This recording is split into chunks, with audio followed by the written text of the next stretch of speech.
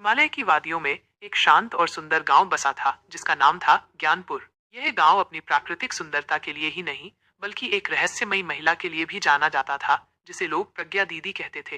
प्रज्ञा दीदी एक असाधारण महिला थीं। उनकी उम्र का कोई अंदाजा नहीं लगा सकता था। उनकी आंखें हमेशा चमकती रहती थीं और उनके चेहरे पर एक रहस्यमयी मुस्कान छाई रहती थी। वो गांव के बच्चों को मुफ्त में पढ़ाती थीं और उनका ज्ञान इतना गहरा था कि लोग उन्हें देवी का अवतार मानते थे। लेकिन प्रज्ञा दीदी के बारे में एक रहस्य था। लोग कानाफूसी करते थे कि वो एक चुड़ैल है।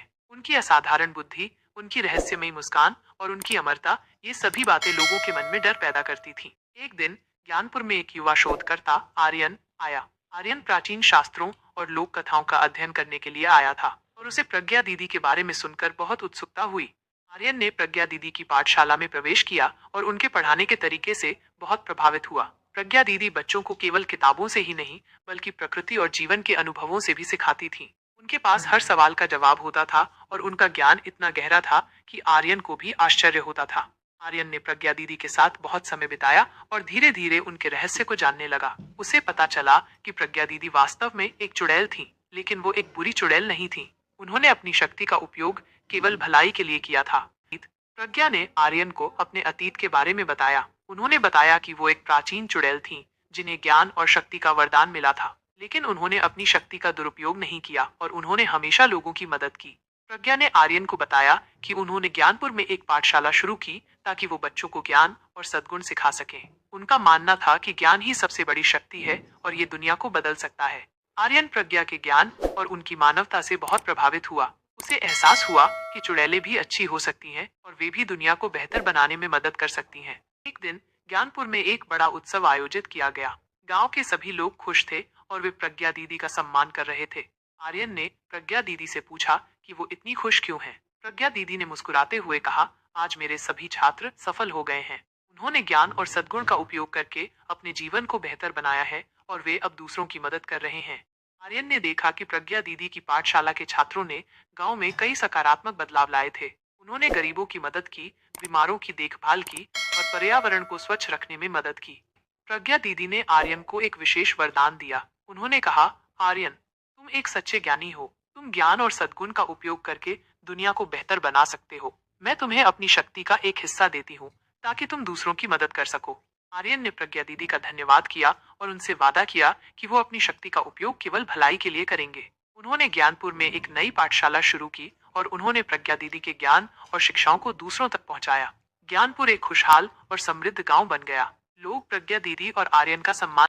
हिमालय की गोद में बसा, देवदार के घने पेड़ों से घिरा शांत वन अपनी प्राकृतिक सुंदरता के लिए जाना जाता था, लेकिन इस सुंदरता के पीछे एक गहरा रहस्य छिपा था। स्थानीय लोग इस वन में एक प्राचीन हवेली के बारे में कानाफूसी करते थे, जहां कभी एक रहस्यमयी महिला अनाहिता रहती थी। अनाहिता एक असाधारण रूप से बुद्धिमान महिला थी, जिसने प्राचीन शास्त्रों और गूढ़ ज्ञान का अध्ययन किया था। उसकी बुद्धि और ज्ञान ने उसे एक रहस्यमयी आभा प्रदान की, जिससे लोग उससे डरते थे और उसका सम्मान करते थे। लेकिन अनाहिता की शक्ति धीरे धीरे अंधेरे की ओर मुड़ गई। उसने काले जादू और बुरी शक्तियों का अध्ययन करना शुरू कर दिया, जिससे उसकी आत्मा भ्रष्ट हो गई। एक रात जब आकाश में खून का चांद निकला, अनाहिता ने एक भयानक अनुष्ठान किया। उसने अपनी आत्मा को एक प्राचीन दानव को बेच दिया, जिससे उसे अपार शक्ति मिली। लेकिन इस शक्ति के साथ एक भयानक श्राप भी आया। अनाहिता की आत्मा अमर हो गई, लेकिन उसका शरीर सड़ने लगा और वो एक भयानक चुड़ैल में बदल गई।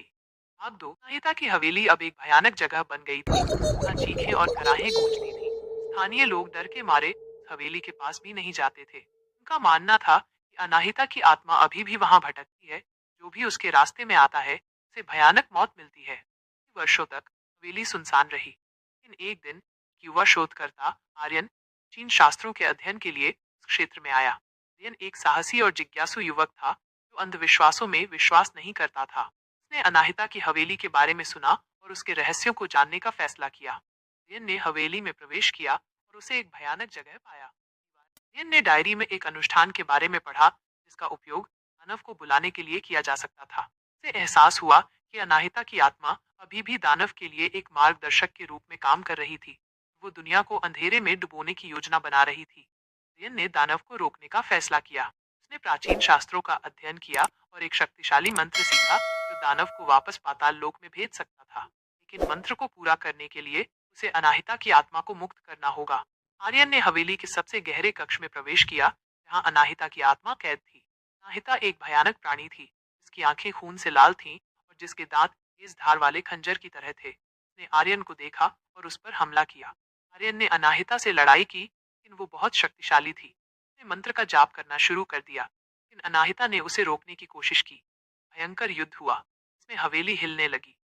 में आर्यन ने मंत्र पूरा किया और अनाहिता की आत्मा को मुक्त कर दिया। अनाहिता की आत्मा एक उज्जवल प्रकाश में बदल गई और हवेली से गायब हो गई। उसी समय दानव पाताल लोक से बाहर निकला और हवेली में प्रवेश किया। आर्यन और दानव के बीच एक महाकाव्य युद्ध हुआ।